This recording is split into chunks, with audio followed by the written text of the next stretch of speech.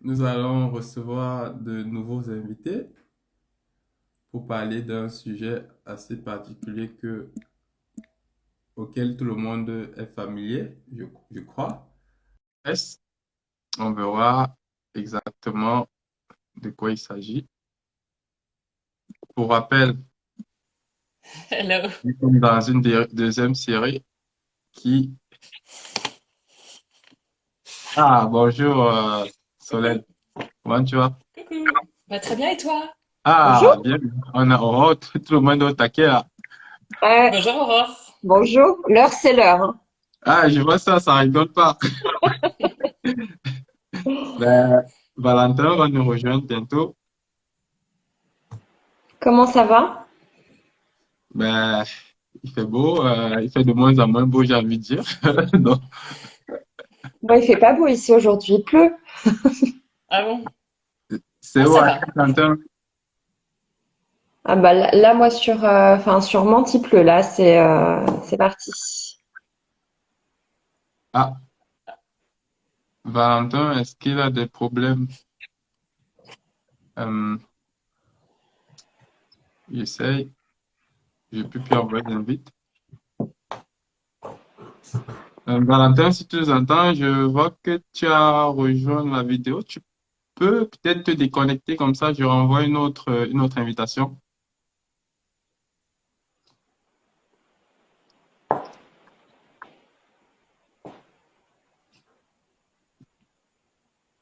Ah, il ne peut pas rejoindre. Hop, on relance. Ah, Ça y est, Oh. Hey, coucou.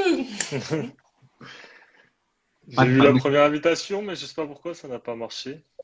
moi Enfin non plus. bref, les aléas du direct. On va dire que c'est ça. Good. Je vois que tout le monde se porte bien. Ah bah On oui. essaie. C'est bien. Juste pour faire un petit rappel pour les auditeurs qui nous suivent, histoire de repréciser le contexte. Donc là, c'est une deuxième série de vidéos. On avait commencé une première vidéo qui était très centrée sur les difficultés que les sophrologues en herbe rencontrent sur le terrain. Donc, on avait invité des praticiens, d'ailleurs, Aurore était là, et qui Mhm. pouvaient partager leur expérience. Mais c'était vraiment axé sur voilà, quelles sont les difficultés qu'on rencontre sur le terrain et quelles sont les astuces que les praticiens ont utilisées histoire d'aider les nouveaux. Là, on rentre dans une deuxième série qui est plutôt l'applicabilité de la sophrologie à des problématiques concrètes de Monsieur Tout-le-Monde. Donc, on va Mhm. moins parler parcours, mais plus parler problèmes et solutions.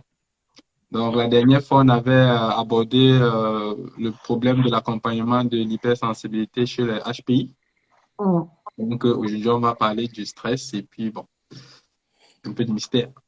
Un peu Euh, mystère. donc, je propose qu'on fasse le traditionnel tour de présentation, histoire de connaître qui est qui et puis de planter le décor. Valentin? Valentin, j'ai 26 ans, 27 demain d'ailleurs.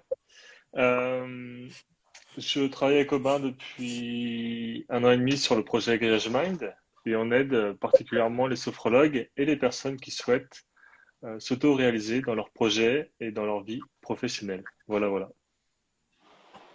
L'autre. Solène? Bonjour, je m'appelle Solène Lehuir, j'ai 43 ans. Je suis sophrologue, coach et hypnologue. Ma passion, c'est vraiment le développement personnel et je suis ravie d'être ici. Merci. Plaisir partagé. Solène? Oui. Aurore? Ah. Solène. Donc moi c'est Aurore Simonet, j'ai 38 ans, donc je suis maintenant sophrologue depuis à peu près 3 ans et demi. Je finalise aussi une formation de sophroanalyste, donc pour pouvoir pousser en fait l'accompagnement plus en profondeur et donc notamment dans l'inconscient. Et tout comme Solène, je suis ravie d'être avec vous aujourd'hui et pour la seconde fois. Voilà. Ça, c'est bien. On est tous ravis. On On vous aime le bien les rappelle. habitués. Good. Moi, c'est Aubin, 31 ans. Donc, comme Valentin l'a dit, on aide des gens un peu à s'auto-réaliser. Donc, concrètement, c'est d'aider les gens à laisser cette partie d'eux qui ne s'exprime pas prendre forme. Généralement, c'est au travers d'un projet qui peut être de reconversion professionnelle ou bien d'entrepreneuriat et bien d'autres. Concrètement, c'est des gens qui ont des frustrations diverses, donc manque de créativité, je trouve pas ma place, je manque de sens. Et puis voilà, on va beaucoup s'intéresser aux problématiques de procrastination, tout ce qui est action. Et donc, une des dimensions de tout projet d'auto-réalisation qui dit sur le long terme, c'est la santé mentale. C'est quelque chose qu'on ne peut pas négliger. C'est pour ça d'ailleurs qu'on travaille, qu'on collabore avec les thérapeutes. OK. Donc là, on va un peu rentrer dans le vif du sujet. Je vais lancer Valentin, lancer les hostilités. Exactement. Allez, je me lance. Du coup, le sujet du jour est bien évidemment le stress. Et j'aimerais vous demander quel est le stress exactement et d'où provient-il? Je te laisse présenter peut-être Ok. le stress, Alors, le stress. le stress, c'est une réponse. En fait, c'est la réponse que va émettre notre organisme pour se mettre en place, pour se mobiliser face à ce qu'il va considérer comme étant une menace extérieure. Donc, l'organisme va solliciter l'ensemble du corps et la psyché pour pouvoir y faire face. Grosso modo, c'est ça. Le stress est une réponse d'adaptation à quelque chose d'extérieur, pour faire simple. Mais le mot stress existe depuis longtemps, depuis l'époque médiévale, on parlait déjà de déstress, ce qui était la détresse, ce qui était les angoisses.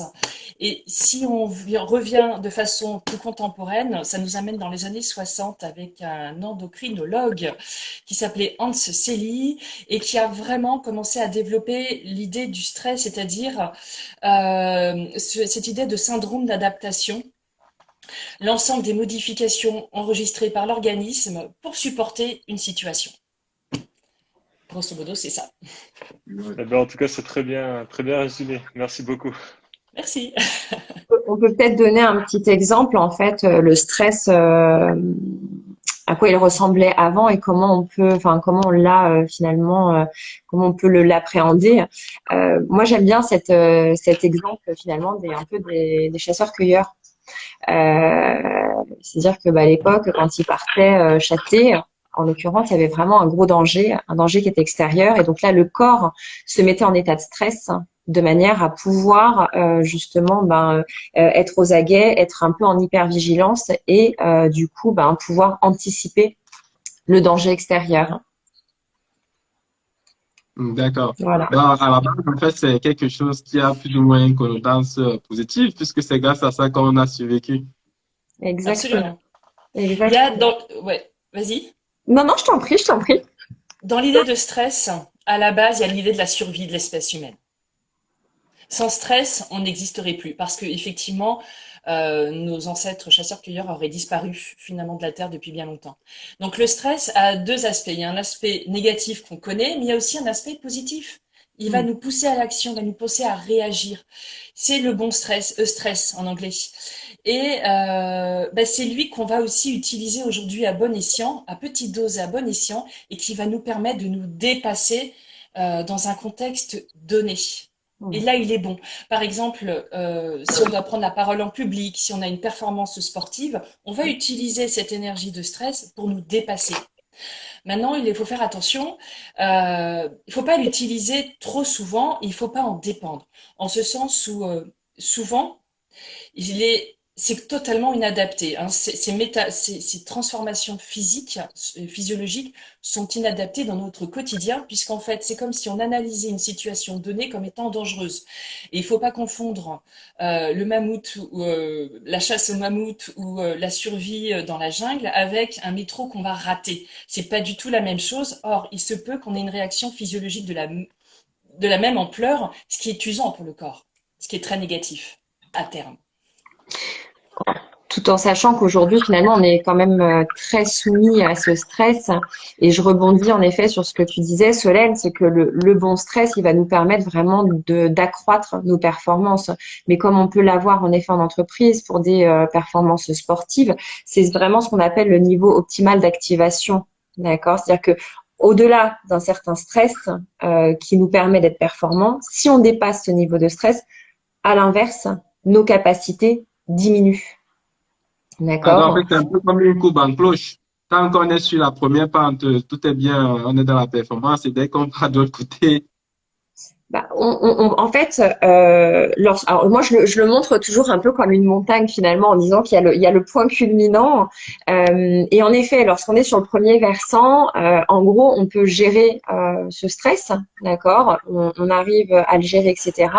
Et justement, il va nous amener au point culminant qui là va être la performance, d'accord? Typiquement, si on prend un sportif, ou encore une fois, on revient à nos chasseurs-cueilleurs. S'il n'avait pas eu de stress à un moment, c'est le niveau de stress qui va permettre d'accroître pardon nos sens, hein, d'être beaucoup plus vigilant, de voir davantage, d'écouter un petit peu mieux, etc. D'accord. Et donc c'est ce qui permettait aussi à ces fameux chasseurs d'être un peu plus aux aguets. Et c'est d'ailleurs aussi dans le cadre des animaux ce qui leur permet de chasser et d'être performants. D'accord. Et donc, pour en revenir à un sportif, c'est pareil. Un sportif qui n'a pas de stress, il n'y aura pas de performance. S'il arrive en se disant, bon, bah, aujourd'hui, j'ai une compétition, mais qu'il est totalement relax, il ne pourra pas mener à bien. Il faut qu'il y ait ce stress qui soit présent. C'est lui qui challenge quelque part. Exactement. Et Exactement. tu te dépasses. En fait, c'est tout l'enjeu du stress. C'est à la fois le dépasser, mais en garder une partie pour soi-même se dépasser. Et le stress, faites-en un allié et vous serez performant. C'est ça. Alors, C'est important. la Ok. problématique, alors, excuse-moi, Valentin, tu avais Non, peut-être non, une vas-y, question. vas-y, vas-y, vas-y. Continue. Non, j'allais dire la problématique qu'on peut rencontrer aujourd'hui, c'est justement ce stress qui est assez, qui est quotidien en fait. C'est un stress qui est chronique parce que justement, comme on le dit depuis tout à l'heure et comme le disait Solène, le stress il doit être ponctuel. Mm. C'est un état qui doit être ponctuel. Et nous, ce qui se passe aujourd'hui, c'est qu'on est dans une forme de stress quotidien qui fait que finalement, on a du mal à redescendre. D'accord? On est toujours en état de surstimulation et on a du mal à redescendre, à retrouver ce qu'on appelle l'homéostasie. L'homéostasie, c'est ce qui nous permet en fait de manière très concrète, de faire diminuer notre rythme intérieur, de faire diminuer toutes les tensions qu'il peut y avoir, etc. Et de manière à pouvoir nous reposer. Et la problématique qui peut se poser aujourd'hui, c'est qu'on est tellement surstimulé partout que finalement on a du mal à retrouver, sauf quand on dort. Mais d'ailleurs, il y a de plus en plus de personnes qui ont des problèmes de sommeil aussi liés à un stress qui est trop présent, trop fort. Donc le stress, il est bon à petite dose dans un cadre donné, Mmh, mais sinon, il ne faut pas que ça devienne une habitude. Et si on commence à se dire de toute façon, moi, je suis stressé en permanence, il y a quand même un truc qui ne va pas dans la vie de la personne. C'est peut-être l'occasion de se reposer des questions sur est-ce que je suis en adéquation, est-ce que je suis aligné, est-ce que ça a du sens? Parce qu'on ne vit pas pour le stress. Le stress nous aide à vivre mieux ponctuellement. complètement. En fait, ce qu'il faut comprendre aussi, c'est que dans l'état de stress et dans notre état en fait du quotidien, lorsqu'on subit par exemple un stress ponctuel. Alors, je vais prendre des éléments qui volontairement sont forts, mais j'en sais rien, une bagarre ou lorsqu'il y a eu les attentats, etc.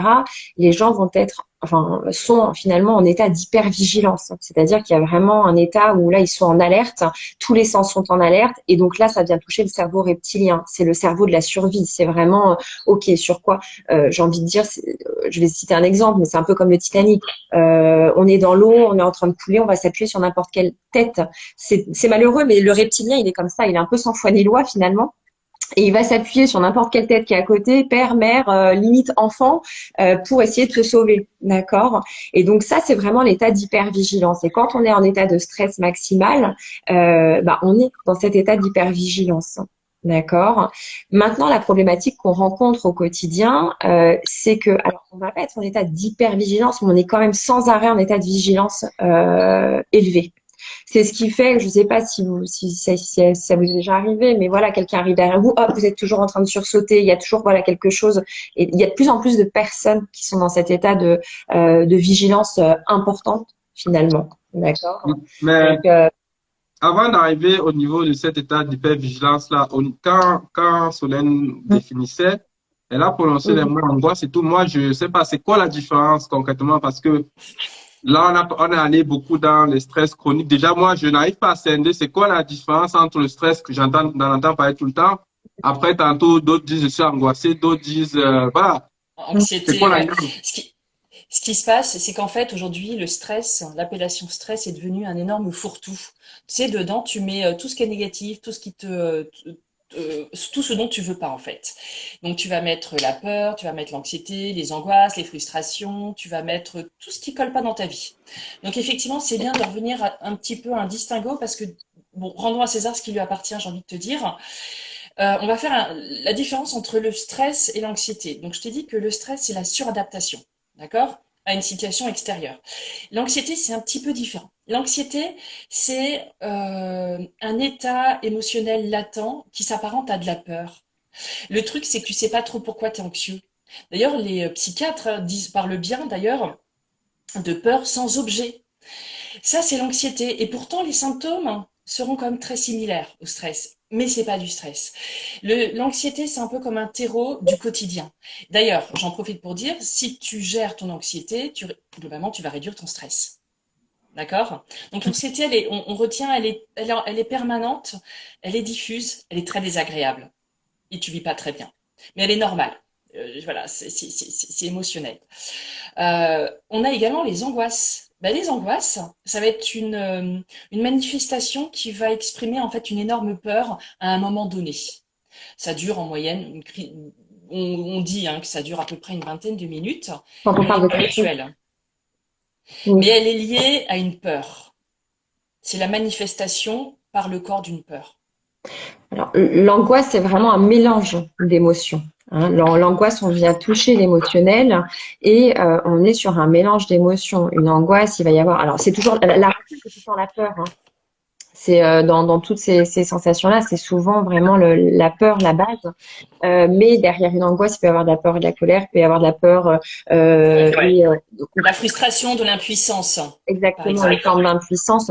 Donc c'est vraiment c'est un mélange. Et on touche vraiment à l'émotionnel. Et c'est pour ça, quand on parle de crise d'angoisse, en effet, ça survient. Et les gens, souvent, en fait, c'est subite. Ils savent pas pourquoi, ce qui vient. En fait, que ce soit le stress moins, mais que ce soit l'anxiété ou l'angoisse, ça vient toucher vraiment une forme de la peur du vide. D'accord, à quelque chose ou une manifestation où on sait pas d'où ça vient, mais il y a un déclencheur. Il y a quelque chose, en tout cas pour l'angoisse, qui vient nous toucher. On ne sait pas d'où ça vient, et là, ça se manifeste. Ça peut être des difficultés à respirer, ça peut être des sensations Des justement pleurs, d'écoulement d'air, des pleurs, on ne sait pas pourquoi. Donc la c'est quelque boule dans la gorge ou des choses comme ça, tu vois. Exactement, exactement, des nausées et autres. Et en fait, on ne sait pas comment faire. Donc, alors après, il y a des moyens très simples pour gérer les crises d'angoisse. Alors, je dis très simple, mais il faut pouvoir les mettre en œuvre pour autant.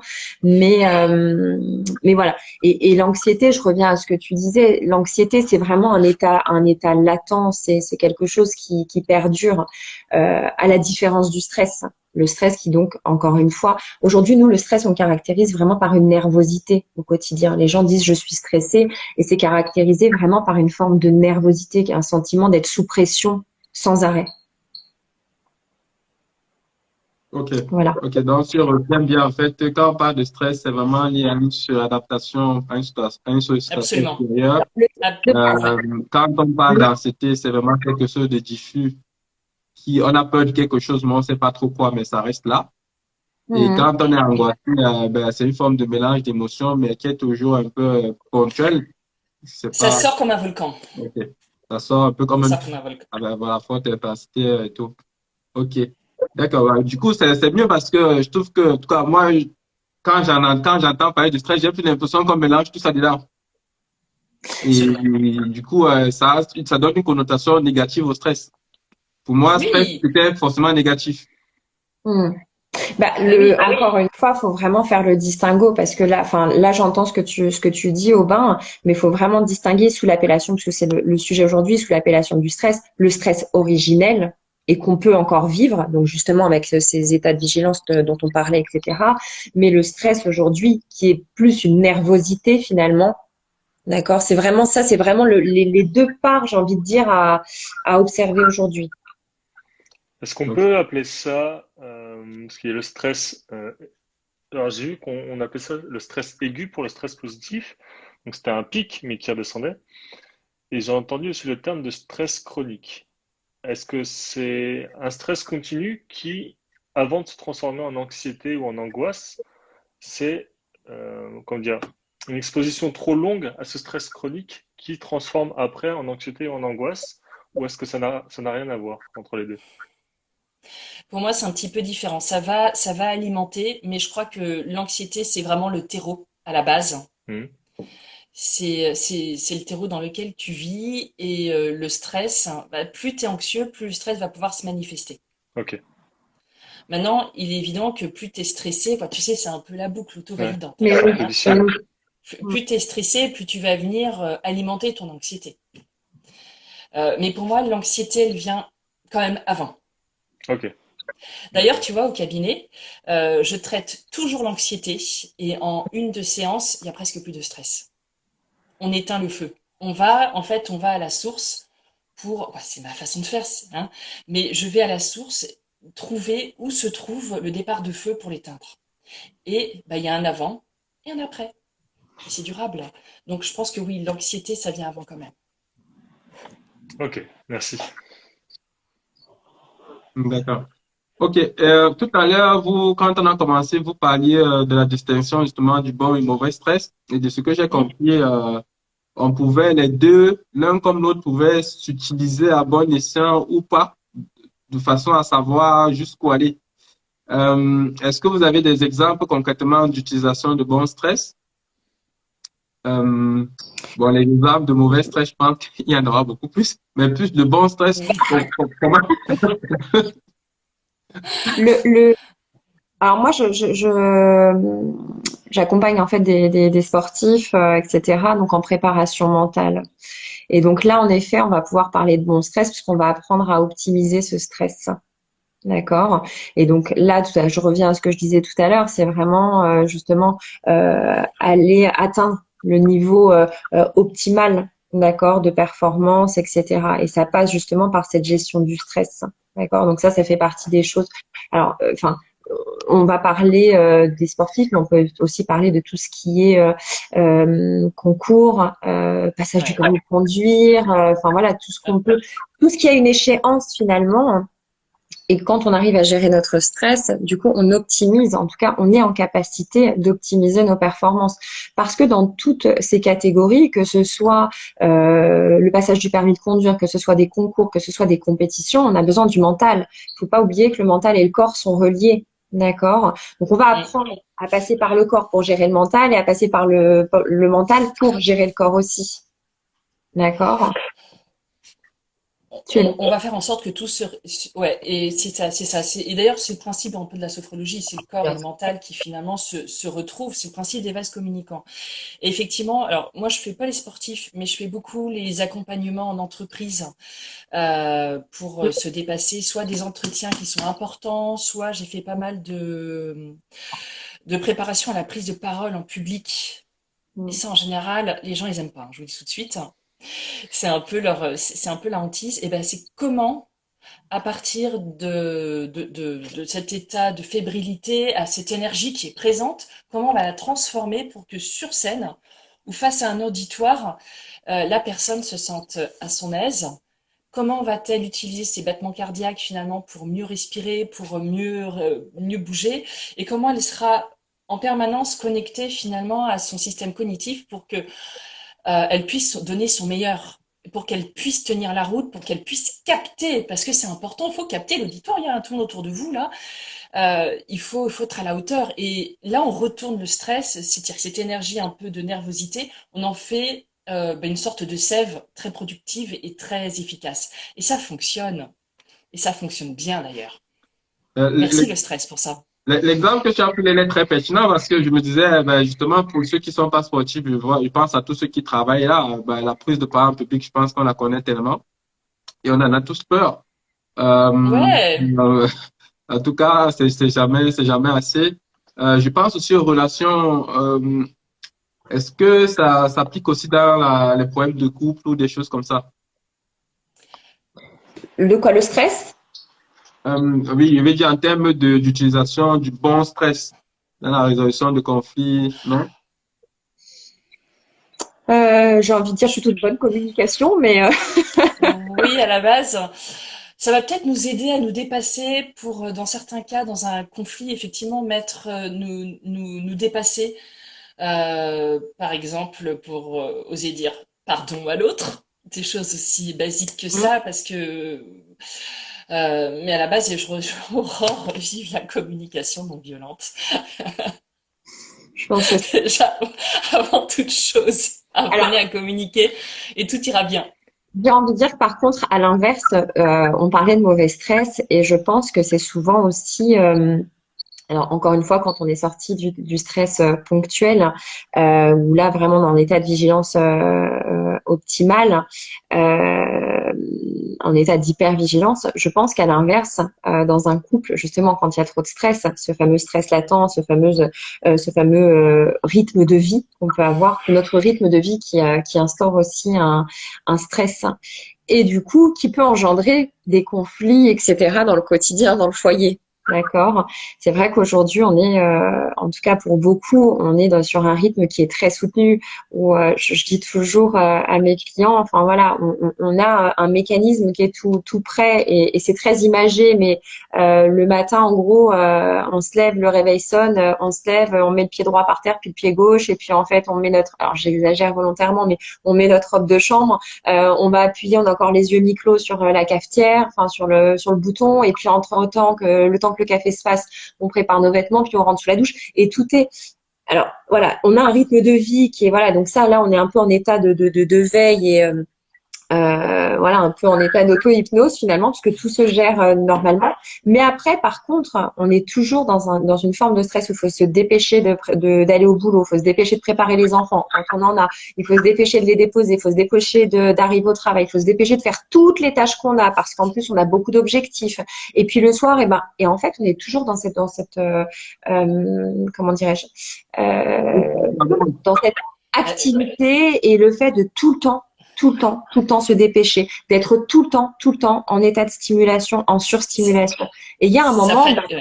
ça fait. Ça fatigue, c'est use. Alors vous rentrez à la maison, vous retrouvez votre conjoint qui est fatigué, vous êtes fatigué. Donc en fait, la vie de l'autre, savoir comment l'autre a passé sa journée, on pose brièvement la question, mais en fait, on s'en fout complètement. Et Bah, pas puis quand en fait, même. souvent, Je dresse un- pardon? Hein? Je dis pas toujours, on dresse quand même un Pas portrait tout, un peu noir là, pas mais. toujours, mais pas toujours. Mais moi, c'est quelque chose que j'entends finalement assez souvent, c'est que les gens se finissent par ne plus communiquer, ne plus vraiment s'intéresser, ne plus vouloir séduire l'autre. Arrive l'heure du coucher, bah, chacun fait dodo. Souvent. Hmm. Il n'y a Et pas de suite. quels sont un petit peu, parce on a parlé un petit peu des signaux, quels sont les signaux en fait d'alerte pour éviter d'arriver justement à ce niveau où on se parle plus, où on fait pas forcément attention à l'autre, où le travail, on perd en motivation. Quels sont les signaux selon vous pour Tu s'en rendre rentres compte? chez toi, bah déjà, tu es fatigué. Tu Mm. commences ta journée, t'es pas toujours de super bonne humeur, tu es claqué, tu as des tensions. Souvent, tu as de plus en plus de tensions. Tu es plus à te dire dans combien de temps passe le bus ou attends, je vais prendre la voiture et t'es déjà en train de te projeter, tu plus vraiment dans l'instant avec l'autre. Tu te coupes, tu peux te couper émotionnellement, ne plus vraiment aussi t'intéresser. T'es pas dispo dans ta tête, dans ton cœur. Et puis, tu deviens t'es, tu te montres moins amoureux, quoi. Mm. T'es Alors, fatigué, un peu tout ça, quoi. alors, les signaux pour, enfin, je pense, Valentin, tu parlais des signaux en général du stress, c'est bien ça? Ouais, en général, mais ça me touchait. Bah, Les, regardez, est-ce que les exemples sont pas mal, que ce soit dans la vie de tous les jours, ou même, je parlais aussi au travail ou dans les études. Parfois, le stress est ambiant et on s'en rend pas forcément. En fait, quand on est dedans, on a un peu la tête dans le guidon et on se rend pas forcément compte que c'est à cause du stress parce qu'on est dedans. Comment trouver des signes en fait alors, pour se dire attention, ça commence à clignoter, c'est Alors, pas bon. la problématique qui se pose, et tu viens de le formuler aussi dans ta question, c'est que finalement, on n'est pas à l'écoute de ce qui se passe. Mm. J'ai dit tout à l'heure à plusieurs reprises que on est toujours en état de surstimulation. davantage aujourd'hui. On est sur les téléphones, on est sur la télé, on est à ce qui s'est passé hier, à ce qui va se passer demain. Mais en fait, à quel moment on est dans notre corps? À quel moment on est à l'écoute justement des signaux? Ça, c'est déjà en fait un premier point, c'est que de par la vie qu'on a, on, on ne fait pas attention à nos propres ressentis. Donc du coup, on passe à côté de signaux qui sont finalement infimes. Ça peut être des petites douleurs. Souvent, enfin nous, enfin en tout cas, j'imagine que c'est pareil pour toi, Solène, mais moi en tout cas, les personnes qui viennent nous voir en cabinet, alors elles n'attendent pas d'avoir fait un burn-out pour venir nous voir, mais pour le coup, elles viennent avec déjà des symptômes qui sont déjà bien ancrés, des douleurs souvent au niveau de la nuque, des trapèzes, ça commence souvent par le haut du corps, des problèmes un petit peu respiratoires, des oppressions, etc. Donc il y a déjà tous ces symptômes qui sont là pour le stress.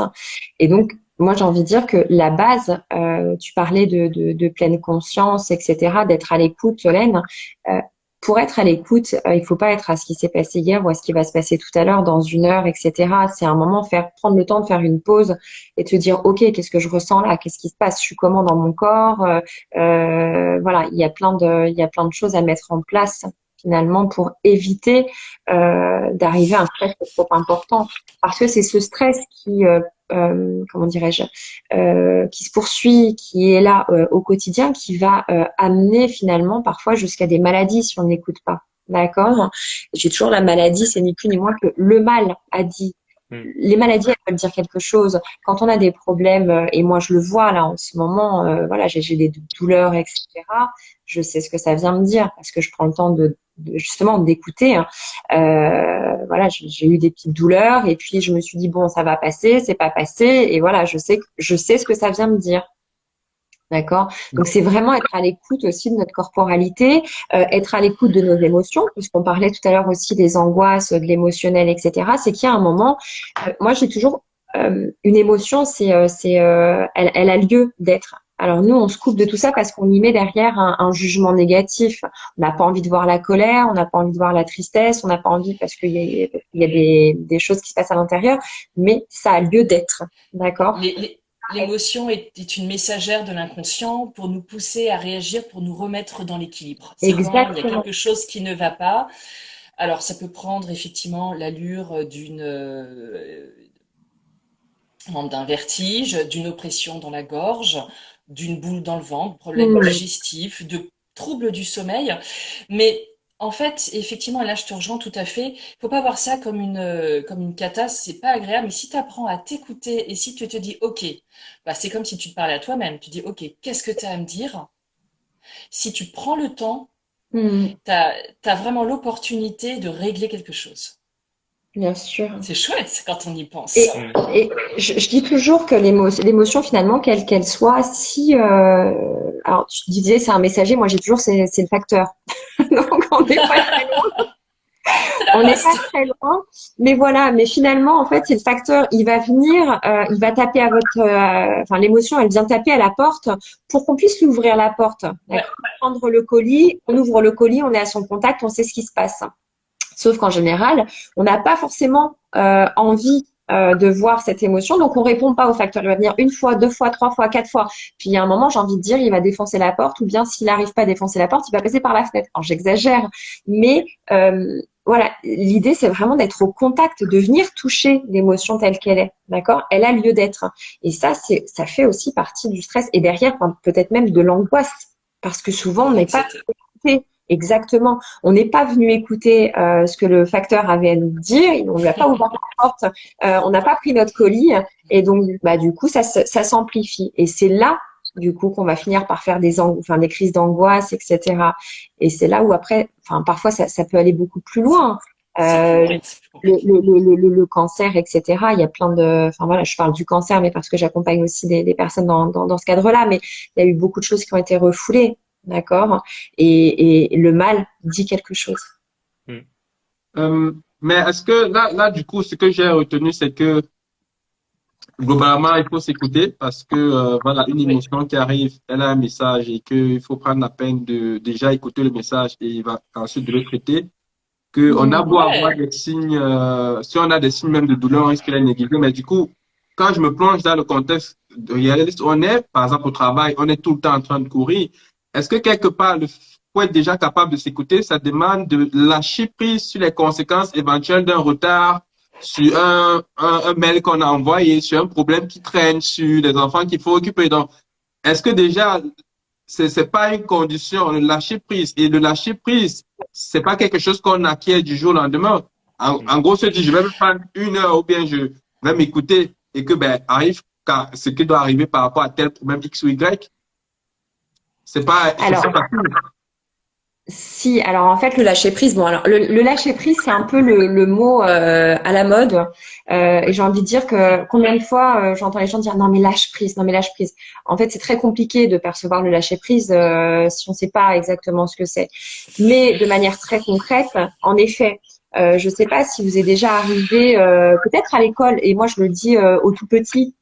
J'en sais rien, vous êtes sur un problème, enfin à l'école ou même au travail d'ailleurs, on est sur un problème, on est en train de se prendre la tête sur quelque chose, on trouve pas la solution, du coup on monte en pression, donc du coup il y a des symptômes de stress qui arrivent, alors que parfois on se dit ok là j'arrive pas à gérer ce truc-là, là je suis sur un casse-tête, etc.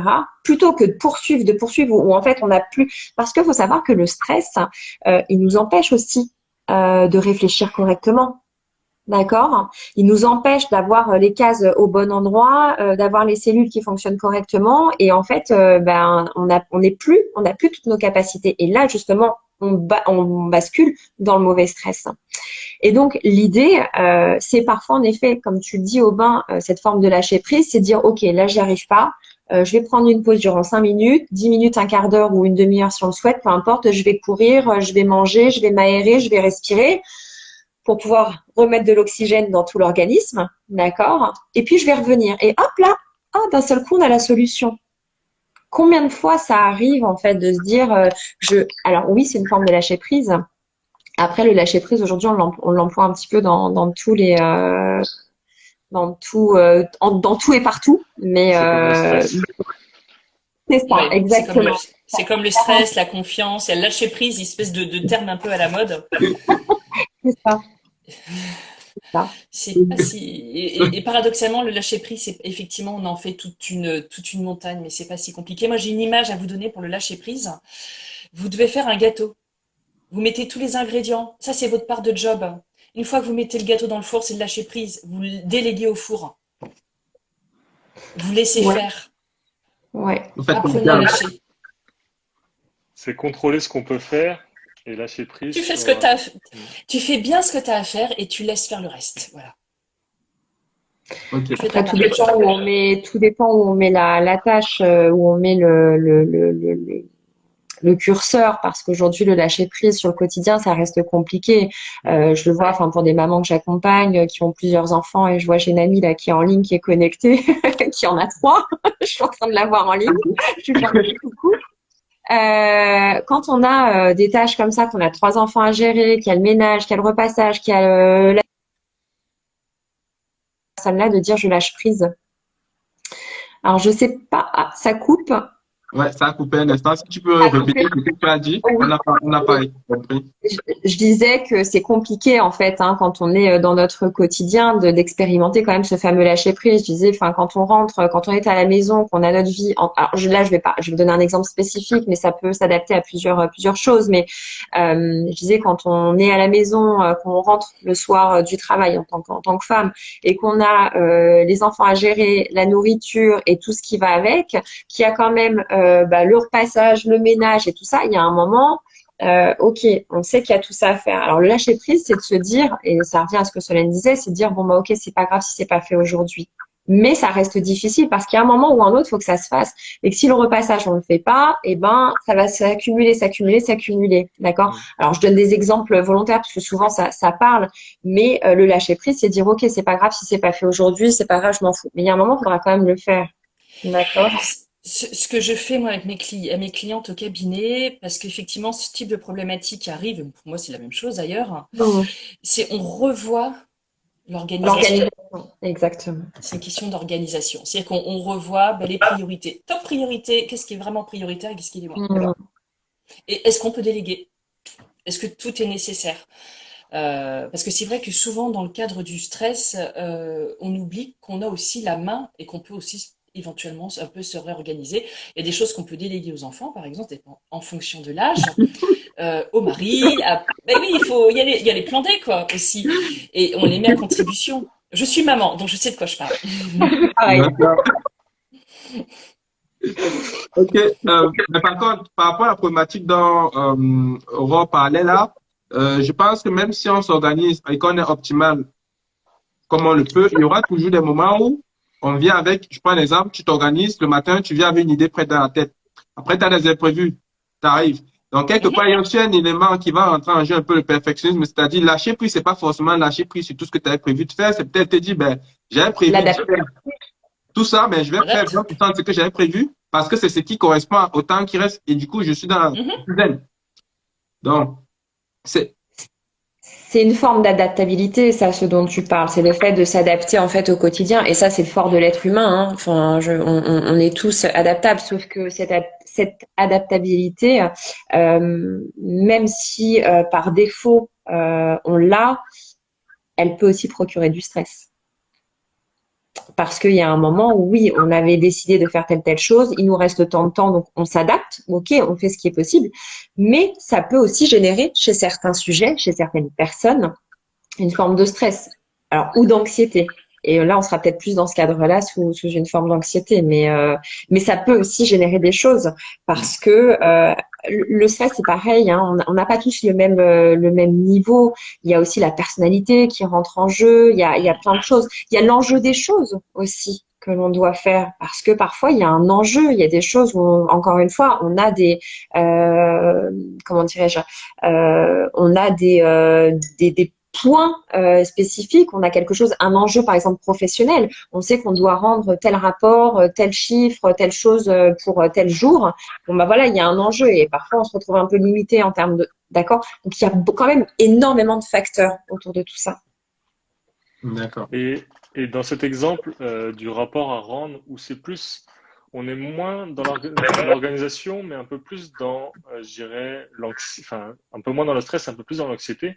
Je trouve que le lâcher prise est encore plus compliqué parce que tu peux pas, c'est pas quelque chose que tu peux déléguer en fait, et ça, t'es un peu seul avec toi-même. Et je trouve que le lâcher prise est encore plus compliqué à ce niveau-là. Dans- Absolument. Mais dans ce cas-là, ça vaut le coup peut-être de travailler sur soi. Oui, Exactement, c'est ce que j'allais dire. Là, c'est plutôt Va, un apprendre déjà, enfin, à optimiser nos performances physiques et physiologiques, apprendre à respirer, puisqu'on a des outils quand même pour pouvoir réduire ce stress et pour pouvoir absolument, oui. le gérer correctement et améliorer toutes nos conditions. Quand on sait que, en effet, de manière négative, le stress va nous apporter des tensions, va nous apporter une diminution de la concentration, va nous apporter une diminution de nos capacités de réflexion, etc. Bah, à l'inverse, on a la possibilité, hein, je dis toujours, si on est capable d'imaginer le pire, on est aussi capable d'imaginer le meilleur. Et donc, on a Mm. la possibilité d'agir là-dessus. Ouais. Il y a des outils, il y a des techniques. Heureusement, il y a des antidotes. Bien sûr, bien sûr. Tant Heureusement. bien. On c'est va ce en que parler j'allais dire. peut-être. On va pouvoir transitionner sur des solutions parce que depuis on parlait du stress, je pense que les auditeurs ont déjà peur. Hein, fait que... Ouais, mais comment on fait Mais le du coup? stress, mais le stress, c'est pas une fatalité, hein. Voilà. Et justement, il y a les réponses et notamment, bah, ouais, bah, c'est ce dont on va parler maintenant. Oui, je Ben, veux dire, au Il y a, moment où, quand on identifie les signaux d'alerte faibles dont on a parlé là, des douleurs et tout le reste, ben, qu'est-ce qu'on fait? Et surtout, qu'est-ce qu'on fait déjà dans une vie de tous les jours où j'aime bien le cas dont on va parler, celle la dame qui est déjà hyper occupée. Voilà. alors, moi, j'ai envie de dire qu'avant de gérer justement une fois qu'on a, enfin, ça revient à ce qu'on disait tout à l'heure, je pense que ce qu'il faut que les gens gardent en tête, c'est que avant d'arriver à un état de stress où ils sont mal, il faut déjà être au quotidien plus en présence et plus à l'écoute de ce qui se passe. D'accord. Donc ça, c'est déjà, je pense, le premier point avant de vraiment arriver sur des solutions pour faire face au stress. C'est déjà d'anticiper, comme on dit, mieux vaut prévenir que guérir. D'accord. Donc là, ce proverbe, il prend tout son sens. Et l'idée, c'est peut-être déjà d'être à l'écoute des choses avant. D'accord. Après, une fois qu'on a les symptômes, en effet, on peut aller consulter. Et là, pour le coup, il y a différents. Donc, Solène, tu parlais d'outils. Bon, bah forcément, nous là, on va prêcher un peu pour notre paroisse et il y a des thalassophropologie qui peut aider, mais parmi tant d'autres Il y a plein de possibilités. thérapies, il y a énormément. Enfin voilà, sans parler de thérapie d'ailleurs, mais simplement des outils. Il y a plein de choses qui peuvent aider. Alors moi, je vais parler de base de la respiration déjà. D'accord. On a aujourd'hui la chance. Alors, la respiration est un peu méconnue, mais on a différents types de respiration. On a une capacité respiratoire qui va du bassin jusqu'aux épaules. D'accord. Donc autant vous dire qu'on a de quoi s'oxygéner. Et on sait que l'oxygénation va permettre naturellement à nos organes de pouvoir vivre. Et mais surtout, on a la possibilité d'optimiser ce fonctionnement. D'accord. Donc la respiration, c'est un peu la base de tout. Est-ce que tu aurais D'accord. un petit exemple de respiration ou de... Je pense que tu parles de la cohérence cardiaque dans ce cas-là ou Alors, pas forcément? pas que. Alors, la cohérence cardiaque, typiquement, alors après, c'est pareil, la cohérence cardiaque, il y a différents types d'exercices de cohérence cardiaque. Mhm. Alors, celui qui est le plus connu, ça va être le 5 secondes, où on va donc expirer, on va inspirer durant 5 secondes, expirer durant 5 secondes et durant 5 minutes. D'accord? Donc, on va faire différents cycles. Et donc, naturellement, la cohérence cardiaque, elle va permettre de pouvoir diminuer les tensions nerveuses, de pouvoir baisser le rythme cardiaque, et donc, du coup, à l'inverse, ça va pouvoir permettre de retrouver des capacités de concentration, des capacités de réflexion, d'accord, d'accroître également tout ce qui est créativité, etc. Donc, la cohérence cardiaque a énormément de... Mais alors, la cohérence cardiaque, elle va être efficace que si elle est utilisée régulièrement et plusieurs fois par jour, d'accord. Euh, C'est pas en cas d'urgence, quoi. non, mais c'est comme C'est de l'hygiène de vie, c'est de l'hygiène de vie. Il faut C'est voir ça comme comme... tout. Si vous avez envie de courir, si demain tu as envie de courir un marathon, ça va être un peu compliqué de te dire aujourd'hui, allez hop, demain je vais faire un marathon. Ça nécessite quand même de l'entraînement. Moi, les gens qui viennent me voir en cabinet, je leur dis, ben ok, vous avez tel objectif, c'est chouette. Ok, moi je vous accompagne avec grand plaisir, mais pour le coup, je suis pas magicienne. D'accord? Donc moi, mon job, ça va être de vous créer quelque chose qui soit sur mesure, mais le vôtre, ça va être de pratiquer, parce que s'il n'y a pas de pratique, il n'y aura pas de magie. Et donc la cohérence cardiaque, qui est entre autres un très bon outil, il faut déjà la pratiquer au minimum 3 fois par jour. Et pour pouvoir recréer des nouvelles habitudes dans le corps humain, et donc en l'occurrence pouvoir recréer des nouvelles habitudes, ça passe par le cerveau, et donc il faut à peu près entre 21 et 28 jours de pratique consécutive. Un D'accord? minimum. Voilà. Après, l'avantage, c'est que ça devient quelque chose de naturel et que plusieurs fois dans la journée, on va se dire, ah tiens, ah, là je suis en apnée, tiens là je respire pas. D'accord? Donc du coup, ça éveille aussi notre capacité à percevoir les choses. D'accord? Mais pour revenir à ce que tu disais, Valentin, oui, en effet, la cohérence cardiaque, c'est un outil, mais il y a plein d'autres outils. D'accord. Et quels Et sont du coup ces autres outils, si je peux me permettre? Bah, je laisse un petit peu la parole à Oui, Solène, mais bon, Solène. déjà, enfin, peut-être en restant sur la respiration aussi, mais Alors, en respiration, parce qu'il y a deux outils que je donne systématiquement au cabinet. Il y en a deux outils de sophrologie. Le premier, ça s'appelle le pompage des épaules, dont l'idée, c'est d'utiliser l'interaction corps, esprit, souffle pour c'est évacuer les comme ça? tensions. hmm, Ouais, c'est comme ça. Et donc, moi, j'appelle ça les sacs poubelles. L'idée, c'est vraiment de jeter ces poubelles et on s'en débarrasse, d'accord? On fait de la place. Et ensuite, on fait de la respiration abdominale, qui est vieille comme le monde, pour plusieurs raisons, parce que ça va nous amener à nous détendre, à détendre le corps, ça va protéger le cœur, parce qu'en fait, on a juste oublié de parler du cœur. Le cœur, avec le stress, ça l'use. C'est pas bon pour lui. Donc, la respiration abdominale, tout en douceur, en apprenant à juguler et à réguler, pardon, son souffle, ça va permettre de protéger le cœur, ça va permettre également de protéger le ventre. hmm. Et là, avec ça, déjà, les gens se sentent infiniment mieux. Et ce qui est génialissime, c'est qu'ils ont la main, c'est qu'ils sont autonomes. Non, on les rend autonomes. Ils peuvent le faire à tout moment. Alors moi, je leur conseille, comme tu le disais, Aurore, il faut le faire dans le quotidien parce qu'ils sont responsables finalement de leur bien-être. Il faut pas le perdre de vue. Bien sûr. Vous êtes responsable de votre bien-être. Si vous arrivez à pas vous sentir bien, vous pouvez être en mesure de vous sentir bien. Vous avez ce Cette pouvoir. capacité. Ah oui, carrément. Et donc, avec ces deux exercices qui sont rapides, impactants, efficaces, respectueux et doux, déjà, ça va nettement mieux. Alors, je reviens, je redonne juste un petit point par rapport au pompage des épaules qui est important, c'est que là, pour le coup, on va travailler en respiration contrôlée. D'accord. Euh, donc, comme je disais, la respiration, elle va globalement donc du bassin jusqu'aux épaules. Là, on va travailler en respiration contrôlée, c'est-à-dire qu'on va alors déjà expirer, puis inspirer. On va venir donc pour le pompage des épaules. Je me permets, du coup, je montre parce que ça c'est un Vas-y, outil vas-y, fais-le. de pouvoir utiliser. D'accord.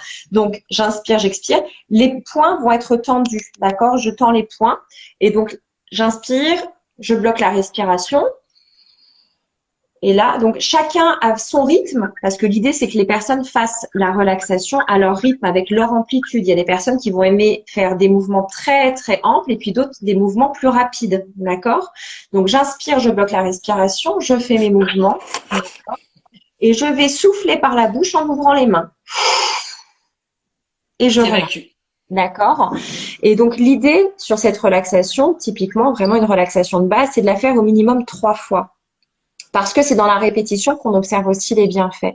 Donc cette respiration, elle va permettre déjà physiologiquement de venir travailler les trapèzes, les épaules, de venir relâcher un peu toutes les tensions qu'il y a, d'accord? En plus, on vient travailler jusqu'aux clavicules lorsqu'on fait ce mouvement-là. Et le fait d'avoir la respiration qui est bloquée, ça va permettre d'optimiser, de relancer aussi le mécanisme et d'optimiser la respiration.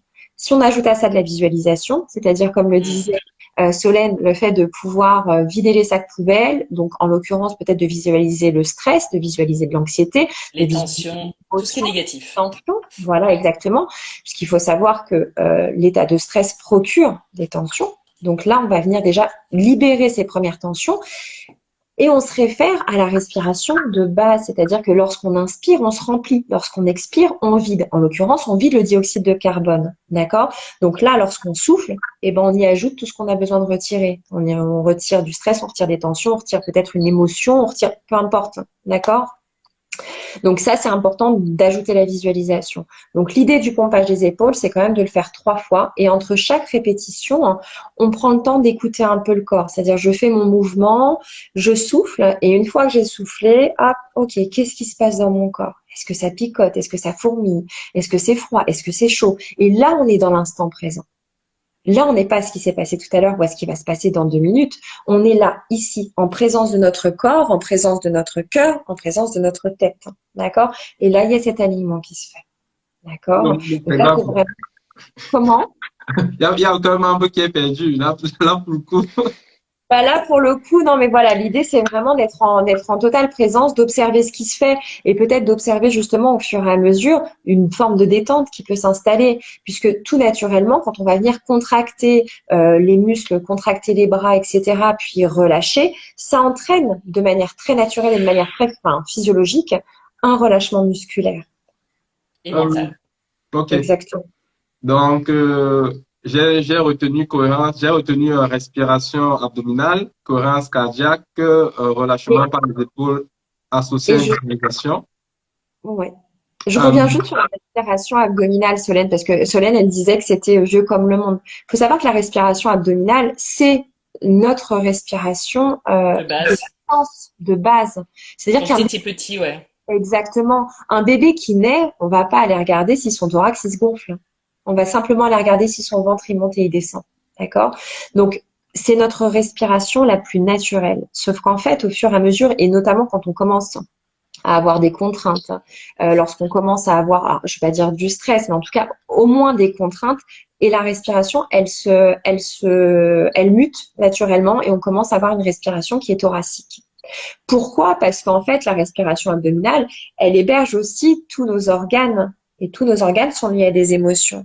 Et dès qu'il y a quelque chose qui ne va pas, hop, on se contracte. Donc, on va venir respirer naturellement avec les poumons et tout le bas, hop, est un peu condensé et stressé, d'accord? Donc, revenir à cette respiration de base, revenir à cette respiration abdominale, ça va permettre de remettre aussi de l'oxygène et de permettre à chacun de nos organes de retrouver leur place, quoi. Que à ok, respirer tout. ok. D'accord? Donc, en fait, la respiration abdominale, c'est un peu, ça évite un peu ça fait ressortir tout ce qu'on a mis sous le tapis en termes d'émotions. On Ça peut peut. dire ça comme ça. Parti. J'aimerais revenir sur des cas concrets que Solène a abordé là, la prise de parole en public ou bien la préparation Mhm. d'une réunion. C'est généralement le cas est quand vous avez une réunion, je sais pas, d'ici un quart d'heure, vous êtes en train de peaufiner les derniers détails, vous savez très bien que votre manager, il va vous, voilà, vous risquez d'avoir chaud. Voilà, le stress, il monte. En 5 minutes, qu'est-ce que je peux faire comme exercice pour que justement je puisse retrouver cette sérénité-là, même si ce n'est que le temps de rentrer dans la salle et d'être prêt. Alors, ce que je dis à mes clientes, déjà, on a pas mal travaillé comme le terrain de l'anxiété, hein, quand même souvent, donc déjà, ça va mieux quand même, hein. Soit elles ont l'occasion d'aller se réfugier, entre guillemets, aux toilettes et elles font un pompage des épaules pour se recentrer. D'accord? Si c'est pas possible, on peut faire aussi, parce que parfois c'est pas possible, il n'y a pas le temps. C'est pas grave. On va contracter le corps, on inspire, et on peut le faire ensemble. Regardez, on inspire, contracte, on bloque la respiration, on contracte le corps ou une partie du corps discrètement, on est peut-être avec les collègues, et on va souffler fortement en relâchant. Ça, c'est déjà une contraction minute, même seconde. Et déjà, on se sent mieux. Et ça, on peut le faire plusieurs fois. On peut le faire au niveau des pieds pour relâcher. Parce que souvent, quand on est tendu, on a des tensions dans les pieds et dans les mollets. Ben ça, vous pouvez le faire. Déjà, en quelques secondes, vous avez déjà commencé à purger. Et c'est respirer ensuite par le ventre. Moi, c'est ce que je leur dis. S'il faut aller vite, ça doit être un réflexe. Alors, moi, j'ajoute, et je le travaille de plus en plus, c'est l'ancrage. D'accord. Alors, c'est pas forcément une technique qu'on utilise toujours en sophrologie, mais c'est toujours pareil. Lorsqu'il y a une prise de parole, lorsqu'il y a du stress au sens vraiment large, d'accord, de tout ce qu'on a pu évoquer jusqu'à présent, on est là-haut. On est là-haut. On est dans le mental, on est à droite, on est à gauche, mais en fait, on n'est pas là. On n'est pas forcément dans le corps. Et le fait de revenir, se recentrer, de venir s'ancrer, d'accord, parce que c'est bien beau d'être là-haut, d'accord. Alors, je donne toujours l'exemple, justement, quand on n'est pas là, quand on n'est pas dans notre corps, c'est ce truc qui fait que vous allez chercher vos lunettes de soleil pendant 3 plombs, mais qu'elles sont sur votre tête, d'accord. Ou vous allez chercher, vous devez passer, vous cherchez vos feuilles, vous cherchez vos clés, elles sont dans votre main, d'accord. Et vous faites tout votre sac, vous cherchez partout, hein. Elles sont juste là dans votre main, d'accord. Et ça, en général, les gens, ça leur parle parce que ça leur est arrivé au moins une fois de chercher un truc comme ça qui était sur eux ou bref, peu importe. Et donc l'ancrage, le fait de venir remettre des racines sous les pieds. D'accord, un peu comme un arbre. Et donc notamment pour la prise de parole, parce que pareil pour le travailler aussi avec plusieurs personnes, avec plusieurs clients. Voilà, déjà ça donne une posture. Vous avez les 2 pieds qui sont ancrés au sol, ça donne une posture. Et vous n'allez pas avoir la même posture et la même concentration quand vous êtes sur les 2 pieds ou quand vous êtes en train de vous tenir un peu de travers et machin. D'accord, ça vous donne déjà en fait une forme de confiance quand vous avez les 2 pieds qui sont posés au sol et quand vous faites travailler. D'accord, ces racines. Donc, je fais toujours imaginer aux gens comme un arbre, des racines qui poussent sous les pieds et qui leur permet du coup de s'enraciner, d'avoir la solidité de, de l'arbre. Et lié à ça, en effet, ce que tu disais, Solène, respiration, respiration, respiration, quoi, c'est la base de tout. Respiration, ouais. Et se projeter déjà mentalement dans quelque chose, dans la réussite. Pas être en train de se dire, alors c'est la partie mentale, ah c'est compliqué, je suis timide, j'y arriverai pas. Non, c'est tout va bien se passer, je suis à ma place. Et un petit conseil que je peux donner à tout le monde, alors c'est vraiment de la posture, ça va avec l'ancrage. Alors, juste une aparté, le pompage des épaules, je trouve, donne énormément d'ancrage naturellement. Il faudra que vous l'essayiez, vous allez voir que vous allez vous ancrer. Mais c'est un petit plus, on se tient droit. En fait, on se tient droite. Et ça va donner spontanément, en fait, davantage de confiance, un centimètre de confiance supplémentaire. La posture, parce que à l'intérieur de vous, vous changez votre état interne. Bien sûr. C'est bon à savoir ça. On n'arrive pas comme ça. Au bain, t'es concentré, j'ai appris. On se redresse, quoi, flûte, on se redresse et on est contente et on va prendre du plaisir à ce que l'on fait. J'essaie On est d'appliquer la présent. technique en live, c'est pour ça. Donc, Ben, tu vas t'entraîner après, tu vas voir que ça fonctionne très bien. Tu auras les pieds bien au sol. Tu te grandis, t'es pas non plus raide, mais tu dégages ta tête en fait et tu souris. Et là, je peux te dire que ça y est, t'es fin prêt. Juste une aparté, ça, pour témoigner que ça marche du tonnerre, par exemple, pour les vidéos, pour les entretiens en général, le coaching, avant chaque coaching, j'effectue une respiration au niveau du plexus solaire. Donc, je bloque au niveau du plexus solaire pour la technique dont Solène parlait. Et du coup, quand je bloque, au moment où j'inspire, ben, je relâche. Bon, quand je fais ça, Valentin se moque toujours de moi parce que je gonfle un peu, mais ça marche. Et depuis le temps, j'ai aussi le fait déjà. Donc, c'est pour dire que c'est des choses que je pratique et c'est grâce à vous que j'ai appris ça. Ça me prend 1, 2 minutes, mais ça produit Ouais. un effet choc dès l'instant. Et du coup, ben, tu rentres en coaching, t'évacues toutes les pensées qu'il y avait à gauche, à droite, qu'est-ce que je vais faire à gauche, tu vois? Donc, ça marche, Bien sûr, ça bien marche, ça sûr. marche. Ben, Donc, enfin, il y a pas de mystère. Enfin, notamment, enfin nous par rapport à la sophrologie, il n'y a pas de mystère. On n'a rien créé, tout est naturel. Moi, j'ai toujours, et quel que soit le contexte hein, de l'accompagnement, que ce soit dans l'accompagnement pour du stress, pour de la confiance, pour des choses beaucoup plus spécifiques, pour l'accompagnement de sportif, de la préparation mentale, etc. On a tout en nous. On a On tout a, en nous. on a un D'accord. énorme potentiel, un énorme L'être potentiel. humain a un Apprendre à se connaître. exactement. Et la problématique qui se pose, c'est que on se fait, enfin, je pense qu'on est le seul être qui se fait autant de mal naturellement, Qui d'accord? se limite. Et qui se limite et qui est dans le négatif, etc. C'est-à-dire que nous, on va porter plus d'importance aux choses négatives qu'aux choses positives. Mais en tout cas, on a la capacité de tout transformer, Absolument. d'accord? Il y a quand même un brin de magie en chacun de nous.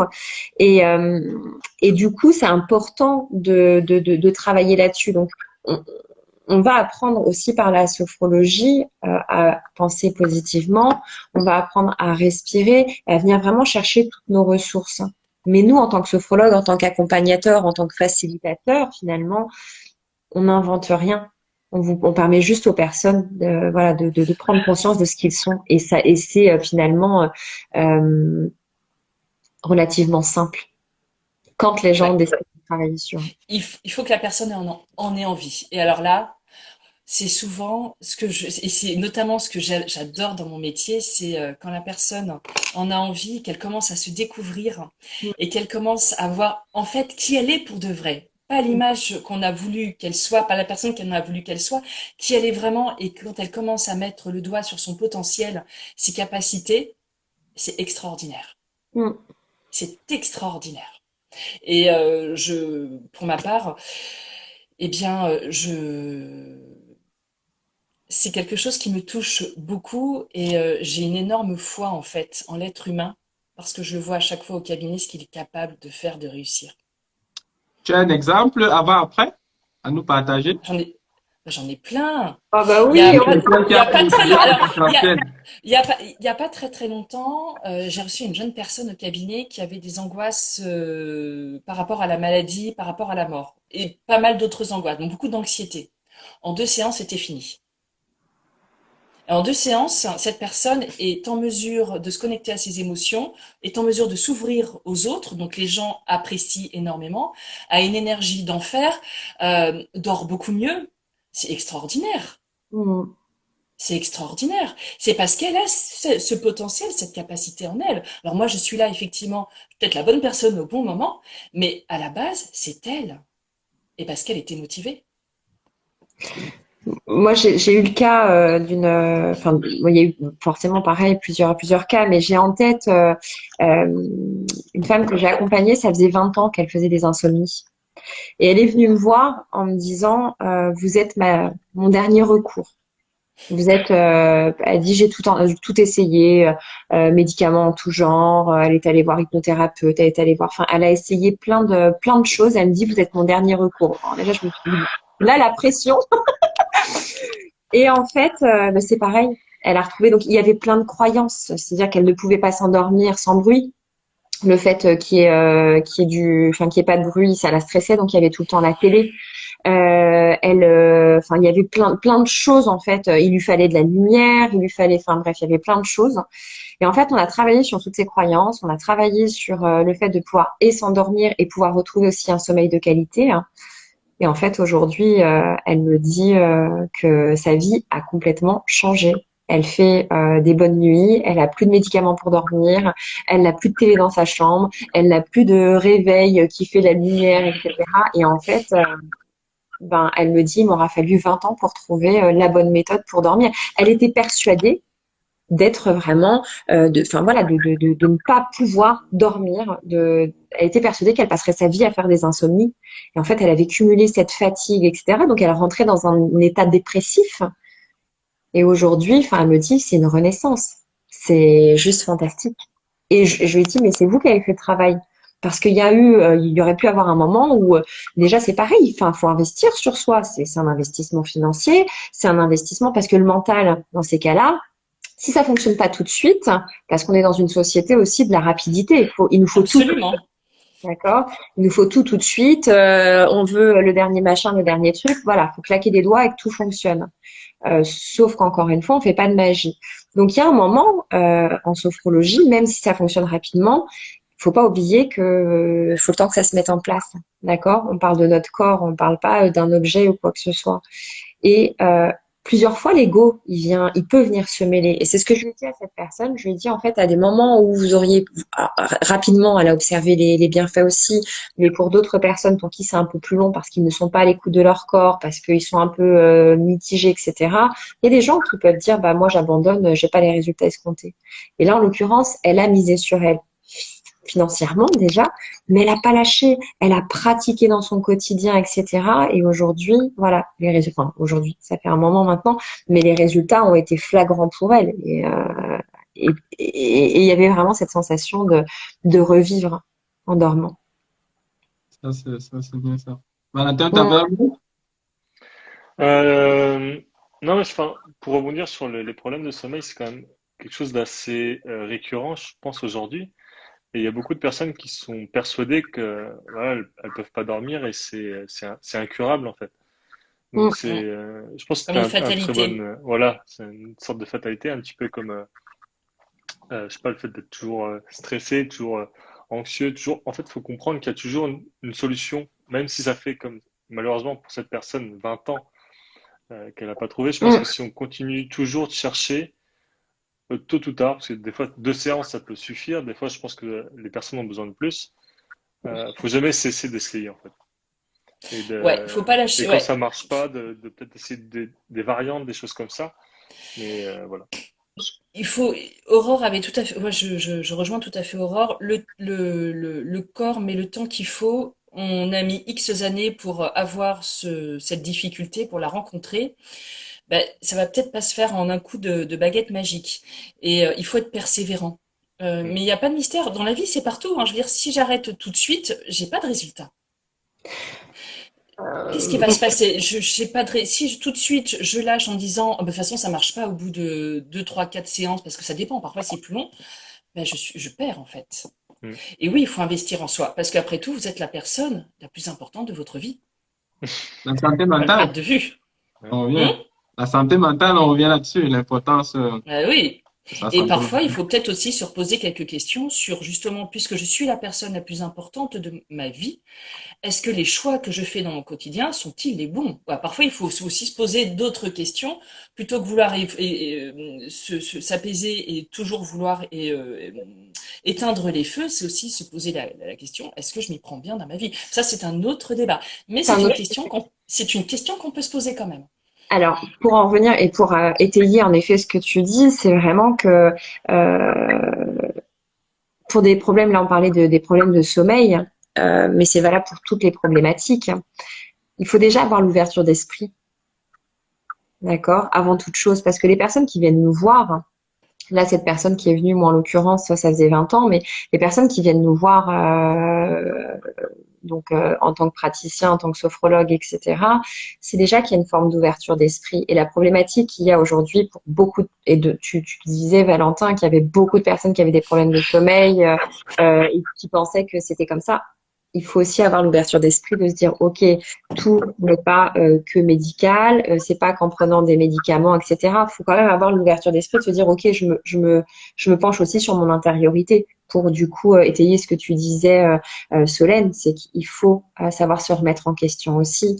Parce que quand on regarde les problématiques, et encore une fois, je reste sur le sommeil, mais téléphone, télé, le rythme, Très sollicité. et oui, on est encore dans un état de surstimulation, et donc souvent il y a un lien avec le stress. Et d'ailleurs, quand on travaille le sommeil, la plupart du temps, on commence par travailler le stress ou l'anxiété, parce que ces gens-là, en plus, développent une forme de stress, la peur d'aller se coucher, parce qu'ils ont la peur de ne pas dormir, et on est dans un cercle vicieux. On n'en a pas parlé beaucoup, mais ça pourrait, enfin, toujours pour rester dans la thématique un petit peu du sommeil. On n'a pas parlé beaucoup de sport aussi pour réduire aussi le stress, un petit peu de méditation. Je pense que c'est des bonnes pratiques à utiliser au quotidien et aussi l'alimentation. Mine de Mhm. rien, si l'une des plus grosses erreurs quand même aujourd'hui, c'est qu'on mange beaucoup et surtout le soir. Enfin, je veux dire, le simple fait de faire du sport dans la journée et de réduire son alimentation et surtout le soir, on peut déjà être en meilleure condition pour. En fait, c'est vraiment un ensemble de choses qui fait qu'on arrivera à mieux dormir. C'est pas juste de prendre des médicaments, c'est pas juste de faire du sport. Il y a vraiment tout un tas de choses à faire. Il Euh, faut une approche mm, holistique. Effectivement, je te rejoins là-dessus. Il y a des règles d'hygiène aussi à connaître. Parfois, c'est même du bon sens. Et en fait, l'idée, juste un petit passage par le sommeil, mais c'est d'avoir un rituel de coucher qui soit cohérent, parce que l'inconscient, on n'a pas parlé, mais bon, voilà, c'est notre pilote automatique, il a besoin d'être rassuré. Lui, il a besoin de se sentir en sécurité. Donc, il a besoin aussi d'avoir des rituels de coucher. Quelqu'un qui, par exemple, va se coucher un coup à 9 heures, un coup à 11 heures, un coup à 3 heures, et puis c'est ça en permanence, ça va, ça va pas aider, en fait, à bien dormir. Et donc, l'idée, c'est d'avoir une approche globale du sommeil qui passe effectivement par de l'activité physique pour se dépenser, une certaine alimentation peut-être un peu le soir pour, par exemple, ne pas trop manger épicé, pardon, pour pas trop élever la température corporelle, se coucher à des heures qui soient régulières, se sécuriser de l'intérieur. C'est très important ça pour dormir. Alors, de manière plus large, moi je rebondis parce que notre sujet de base, c'était le stress.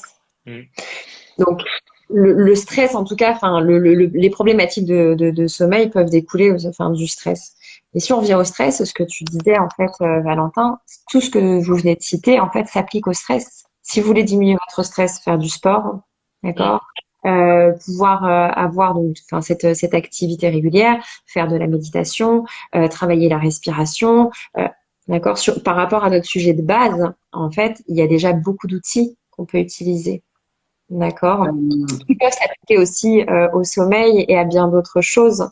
Mais voilà, le fait d'avoir une activité, ça va permettre déjà d'évacuer beaucoup de choses, cette activité physique, et de pouvoir permettre au corps justement d'évacuer, que ce soit d'évacuer les toxines, mais d'évacuer aussi le surplus, tout ce qu'on a besoin de. Il y a beaucoup. On est quand même très sédentaire, hein, et davantage maintenant, encore une fois avec tous ces écrans. Enfin, je le vois en fait dans les problématiques de sommeil, je le vois chez les enfants, c'est une vraie plaie. Autant il peut y avoir du bon, autant on est sur je trouve sur une des générations où c'est très très très compliqué. Euh, mais en tout cas, que ce soit dans une problématique telle que le stress, telle que je vois un cœur qui monte. d'accord. Euh, et que ce soit donc sur des problématiques de stress, sur des problématiques de confiance, sur des problématiques de sommeil, sur différentes choses. L'activité quelle qu'elle soit est bonne, la méditation quelle qu'elle soit est bonne, la respiration quelle qu'elle soit est bonne, les relaxations telles que nous on peut les pratiquer sont bonnes. Et après il y a encore différentes autres Ouais, pratiques. il y a le corpo, il y a tout ce qui est, par exemple, le shiatsu, Mmh, acupuncture, les massages, acupuncture, ouais, j'essaie. mmh. le Non. magnétisme, l'énergétique, c'est excellent, l'énergétique. Faut travailler sur l'énergie, on n'en parle pas, c'est encore quelque chose qui, quand on parle d'énergie aujourd'hui, il y a encore des gens qui nous regardent avec des grands yeux, genre, oh, vous êtes perchés. Non, mais l'énergie, en fait, enfin, Ouais, non, en fait, non, quoi. mais non, mais en fait, on est tous, notre corps est fait d'énergie. Enfin, clairement, quand on se prend un coup de jus à un endroit, c'est qu'il y a une forme d'énergie qui passe, d'accord? Quand on touche quelqu'un et qu'on sent quelque chose, c'est l'énergie qui passe. D'accord? L'électricité Et donc, statique, comme on dit des fois quand on touche quelque chose. exactement. Mais juste le fait de frotter les mains, de venir frotter les mains et de les mettre comme ça, on sent quelque chose. C'est une énergie qui passe, d'accord? Mm. C'est en effet cette électricité statique, mais en fait, on sent passer. Et c'est important de travailler aussi ce côté énergétique. Et ça, aujourd'hui, enfin, j'espère que ça va se développer Ça viendra. Je Ça pense viendra. que, je pense que il faut pas oublier la notion de progression. C'est-à-dire que quand tu as un enfant à qui tu veux donner de la quinine, ben lui, tout ce qu'il voit, c'est que sa mère. Donc, tu lui donnes d'abord quelque chose qui est sucré, du sirop, et après, tu lui donnes la quinine. Donc, c'est pour dire que l'important du sujet sur le stress, c'est de dire que même si on sait déjà que le sport soigne tout ça, mais déjà de donner des outils applicables de suite pour ces Mhm. personnes-là qui n'ont pas encore accès à ces outils de long terme. Parce que le long terme rajoute une autre contrainte, la régularité. Donc, ça rajoute de la complexité au problème. Bon, si déjà on peut adoucir le mal avant de passer sur le long terme, c'est déjà bien et c'est pour ça que la sophro aussi là, d'avouer qu'on parle beaucoup de respiration et tout. Maintenant, on n'a pas la prétention de dire que ça va résoudre, disparaître à cause de ça. Mais déjà, c'est un bon point de départ. Ah, Ah, ça coupe. Je vois Maude qui dit merci pour l'énergie. De rien, Oui. Maude. De rien. Avec grand plaisir parce que c'est tellement important que oui, après je te rejoins Aubin, c'est qu'en effet les choses de toute façon évoluent et encore une fois, je disais tout à l'heure, je reviens à ce que je disais, mais je disais tout à l'heure que pour les personnes qui viennent consulter, que ce soit en hypnose, que ce soit en sophro, que quel que soit en fait, il y aura des prises de conscience. Et la prise de conscience va peut-être amener en effet à d'autres choses derrière et à plus d'ouverture. Mais la base, c'est déjà cette ouverture d'esprit de se dire, OK, aujourd'hui, je suis dans cet état-là. Qu'est-ce que je peux faire pour y remédier? Comment je peux, voilà, parce qu'il n'y a pas que, il n'y a pas en effet que l'aspect médicamenteux à proprement dit. Il y a voilà toutes ces médecines douces qui peuvent aider. Euh, Moi, je sais que j'étais fortement peinée là depuis le Covid parce qu'il y a eu énormément d'enfants qui ont été en stress, etc. Et énormément d'enfants et de plus en plus d'enfants qui sont sous antidépresseurs, sous anxiolytiques. Et c'est très déstabilisant et peinant. C'est vraiment, alors que je me dis, il y a tellement de techniques et surtout pour des enfants, pour des ados. Enfin, je me dis, il y a tellement de choses à leur faire qui peuvent leur permettre de retrouver un état de bien-être. Enfin, ils sont encore tout neufs, quoi, et pas encore complètement déformés par la vie, par les expériences. Et je me dis, quel dommage de ne pas aller appliquer des thérapies douces, des médecines douces. Donc, on a plein de beaux outils et on a tout à l'intérieur de nous. ah, ça viendra, ça viendra. Mm. Good, good, good. Ben, je pense que là, on a un peu le temps de parcourir toutes les rubriques. Je ne sais pas si l'un d'entre vous avec quelque chose à rajouter, ou bien peut-être Valentin, tu voulais dire un mot, Solène? Prenez soin de vous. La vie est magnifique. Prenez soin de vous. Vous avez beaucoup de pouvoir en vous et nous, on est là pour vous accompagner. On est à vos côtés. Valentin? Merci Moi, beaucoup. Merci beaucoup, Solène. j'ai Merci envie de beaucoup Je t'en prie. Merci aussi. à vous. Ouais. un petit Mais avant point. de finir, Aurore, je voulais quand même... Aurore, Oui, Je disais, vas-y. j'ai envie de faire un petit point par rapport à notre sujet qui est le stress. C'est au quotidien, en fait, de peut-être se poser la question quand on est en surréaction, de savoir si on est en danger. Se poser la question, est-ce que je suis en danger là à cet instant-là? Et peut-être aussi, bah, simplement, tu l'avais soulevé, Solène, mais savoir ce qui occasionne du stress dans notre vie. D'accord? Ouais, les Ça sources. vraiment chercher à identifier les sources.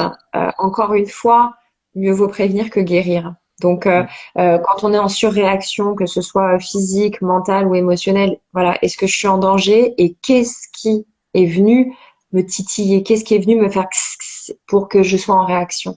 D'accord? Ça, c'est important. Je pense que c'est un peu la base. Et Faites. Sidia, vous avez trouvé un client. j'ai quoi? Il dit qu'il lui faut un accompagnement. Ah, Mais faites du stress un tremplin, faites de ce qui grésille à l'intérieur une occasion de grandir, de transformer Mm. votre vie pour qu'elle corresponde à ce que vous avez envie de vivre. La vie est courte, la vie est magnifique, elle est courte, profitez-en. Voilà, c'est D'accord. tout ce que j'ai à vous dire. Ça, c'est bien ça. En tout cas, merci à vous tous. Je vais en profiter pour faire un petit résumé avant, pour que ceux qui sont arrivés à la fin puissent se rappeler à peu près de quoi on a parlé. Si j'ai bonne mémoire, on a commencé par dire que voilà, le stress par définition, c'était plus ou moins une suradaptation, une sollicitation extérieure. Absolument. Voilà, donc ça ne date pas d'aujourd'hui, ça date de nos ancêtres chasseurs-cueilleurs pour la suivi et tout, que c'est de base, c'est quelque chose de bien. Pardon. Ensuite, on a vu que, ben, au final, qu'il faut faire attention à bien faire le distinguo entre le stress, l'angoisse et l'anxiété. L'angoisse, Absolument. l'anxiété, c'est quelque chose de très diffus, qui est latent, Mhm. qui vient on sait pas d'où, mais qui est permanent. Alors que l'angoisse, c'est un pic qui va un peu avoir beaucoup, un mélange de beaucoup d'émotions, on sait pas trop lesquelles, mais c'est une intensité très courte. Pour Donc, quand tout on ça, parle, la base, c'est la peur. C'est le ok, sentiment de vide. D'accord? C'est ce vide, cette insécurité qu'il peut y avoir, que ce soit pour l'angoisse, l'anxiété, c'est l'insécurité qui est en nous aussi. On l'a pas abordé, mais il y a aussi une histoire de sécurité dans tout ça. d'accord. Il y a toujours des sécurités cachées, et même si on n'en a pas conscience, elles nous affectent d'une certaine façon. Ok, Complètement. après on a vu que ben, au final, ce stress-là,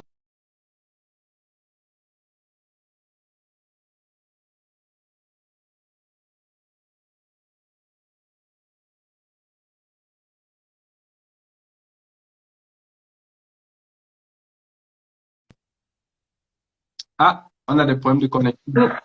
Suspense. Ah, ça y est, il Ça est y est. revenu. Et vous avez tous disparu, j'ai pas compris. Je pense que je vais me dépêcher de résumer parce que il faudra Ouais, que la c'est ce vidéo que soit j'allais dire. enregistrée. Donc après, on a vu que ben, l'important, c'est de savoir détecter les signes avant-coureurs très tôt, des douleurs, de savoir s'écouter. Si déjà on a le mental qui est un peu baladé là et que voilà, on n'est pas capable de se rendre compte que nos lunettes sont sur notre front, c'est qu'il y a un problème. Donc déjà de prendre soin de s'écouter, de faire une pause, de lâcher prise entre guillemets sur nos objectifs de 100%, de peut-être se réorganiser, voir l'organisation de notre planning, mais de prêter plus attention dans la prévention que dans l'extrémité des cas comme la dépression et les maladies. Donc là, on a vu qu'on avait plusieurs exercices à notre disposition. La respiration, cohérence cardiaque, respiration abdominale, respiration bloquée, pompage des épaules. Voilà, j'aime bien le pompage des épaules. Et que voilà, ça s'applique aussi bien à des contextes voilà, d'entreprise, préparation de prise de parole en public, sommeil et autres. Ça dépend. Maintenant, on a vu des exercices de visualisation positive. On a vu des exercices d'ancrage. J'aime bien l'exemple de l'arbre et des pieds, des racines qui vont dans le sol. Mm. Donc ça, c'était aussi pas mal. On a vu quelque part aussi le fait de pouvoir prendre soin de soi, de faire un tour dans un endroit sécuritaire, les toilettes, Selena parlait de toilettes et tout, c'est des épaules, mais bon, ça marche toujours. Donc globalement, on a quand même vu des outils, sans toutefois oublier que le but, c'est de pouvoir après basculer sur quelque chose de long terme, de fondamental, de revenir voilà, à une hygiène de vie qui est plus pérenne, que ce soit du sport, que ce soit des routines, que ce soit l'alimentation, et qu'au final, voilà, ce n'est qu'en faisant ça, en développant une forme d'habitude dans l'hygiène de vie, quel que soit l'outil qu'on adresse, qu'on arrive à adresser de façon pérenne notre stress et même notre anxiété et tout. On a parlé d'autres médecines douces autour, que ce soit l'énergétique, que ce soit d'autres qui pourraient venir dans cette forme d'accompagnement, même si ce n'est pas encore très à la mode, en tout cas, mais qu'au final, ça nécessite quand même une forme d'ouverture de conscience, de se dire que ben, j'ai un problème et que je ne dois pas rester là, me dire que je suis bloqué. Il y a des Mm. solutions. Il faut déjà admettre qu'il y en a avant d'aller à la recherche de solutions. OK. En tout cas, moi, c'est ce que j'ai retenu. Je pense que on va être bien outillé là pour lutter contre le mauvais stress. Et puis, Pensez vraiment aussi à l'homéostasie. Ce que je disais, c'est vraiment ce truc qui nous permet de redescendre, de faire diminuer toutes les constantes, tout ce qui est un peu en ébullition, etc. C'est vraiment ce niveau où le corps il redescend, quoi. L'homéostasie et ça de le ressentir aussi, par tout ce qu'on a ça, donné c'est comme outil. Top. good. Ben, sur ce, je vous remercie à tous. Et puis, Merci. prochainement, peut-être dans une autre prochaine vidéo, sur un autre prochain sujet. Mais voilà, en attendant, passez un bon vendredi, un bon week-end. Avec grand Merci, plaisir. Sophie. Merci à vous trois. C'était agréable de passer ce moment avec vous. J'espère Absolument. qu'on aura pu apporter des solutions et voilà, aider un petit peu, aiguiller sur certaines choses. Et merci en tout cas pour votre sollicitation. C'était vraiment un plaisir d'être avec vous. Merci Ouais, beaucoup. Pour rappel, si vous avez des questions, ben, n'hésitez pas dans la vidéo, mais plus tard, on les renverra aux experts. Et puis, comme ça, elles se chargeront de vous répondre. Ciao. Merci. Avec merci plaisir. Bon beaucoup. week-end. Bon Prenez vendredi. soin de vous. À Au bientôt. revoir. Au Ciao, revoir. Au ciao. Au revoir, à revoir. bientôt.